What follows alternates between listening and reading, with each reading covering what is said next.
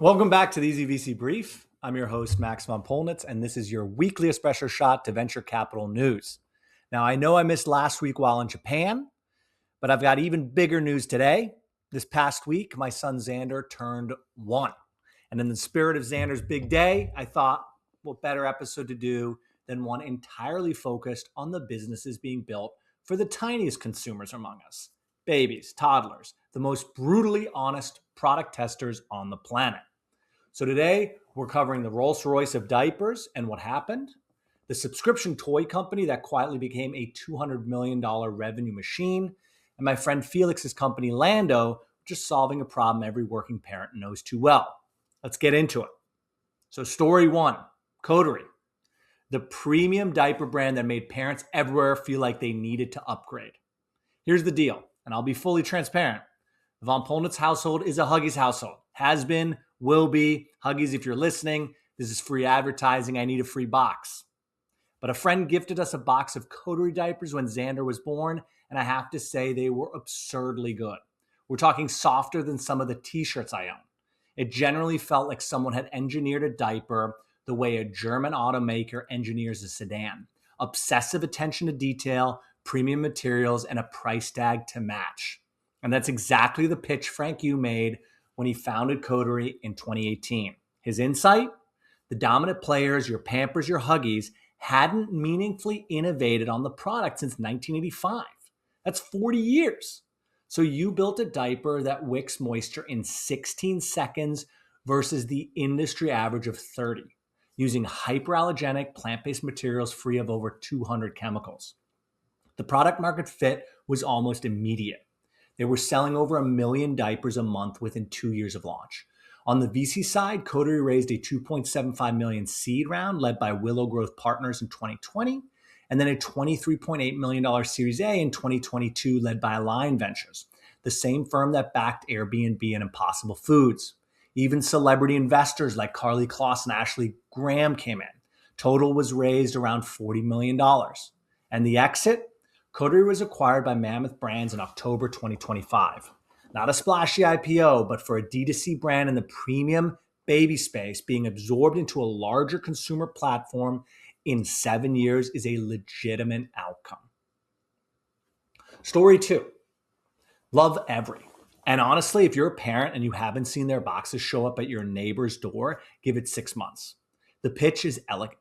Instead of drowning parents in a sea of Amazon toy choices, LoveEvery curates and delivers a box of Montessori-inspired developmental toys every 2 to 3 months, perfectly calibrated to where your child is right now in their cognitive development.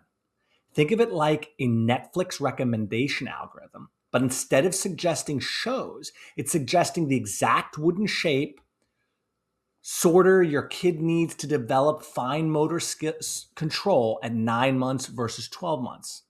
Turns out parents are willing to pay for that. LoveEvery now generates over $200 million in annual revenue, with $142 million of that coming from recurring subscriptions. That's an extraordinary number for a toy company. They have over 350,000 active subscribers across 34 countries, and that's for a business started in Boise, Idaho in 2016. It's a remarkable trajectory. And the VC story is equally impressive. They raised a $20 million Series B in 2019, led by Mavron, Reach Capital, the Chan Zuckerberg Initiative participating, and then a $100 million Series C in 2021 with GV, formerly Google Ventures, also in that round. The co-founders maintain a controlling stake and are targeting an IPO, though they've said they're in no rush. From a venture thesis standpoint, what LoveEvery cracked is the holy grail of consumer. High retention, predictable revenue, and a product that improves with data. The more developmental science they collect, the better their kits get. It's awesome. Story 3, Lando, last one. And this one's personal because it was started by my friend Felix. So Felix, hope to have you on the show soon and hear more of the story. Lando is solving a problem that every working parent faces. You've sorted childcare for the day, school ends at 3 p.m., you don't get off work until 6. What happens in those 3 hours? The answer today is usually nothing great. Expensive aftercare programs with too much screen time and not enough real learning. Lando's answer is to deliver engineering and design thinking programs directly into schools as an aftercare solution. They build the curriculum, they train the instructors, they run the classes, think robotics, coding, design challenges, and they do it on site, meaning no logistics headaches for parents and no facility cost for the operator. The kid stays at school, the parents get peace of mind. What I love about this framing is it's not an extracurricular, it's infrastructure. Felix has recognized that the aftercare slot, that 3 to 6 p.m. window, is an underutilized asset in every school in the country.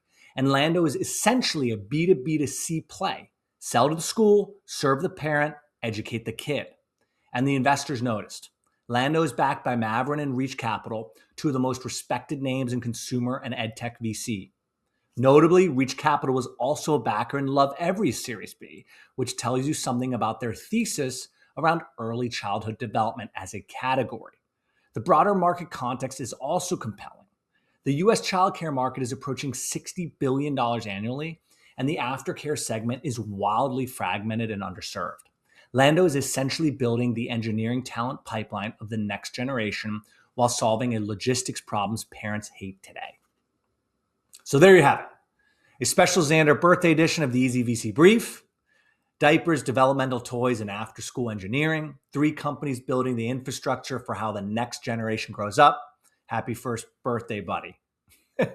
The through line, parents are a powerful consumer segment who are chronically underserved, willing to pay a premium for quality, and deeply loyal when a brand actually solves their problem. I'm Max von Polnitz. This has been the Easy VC Brief. See you next Thursday, and as always, keep building.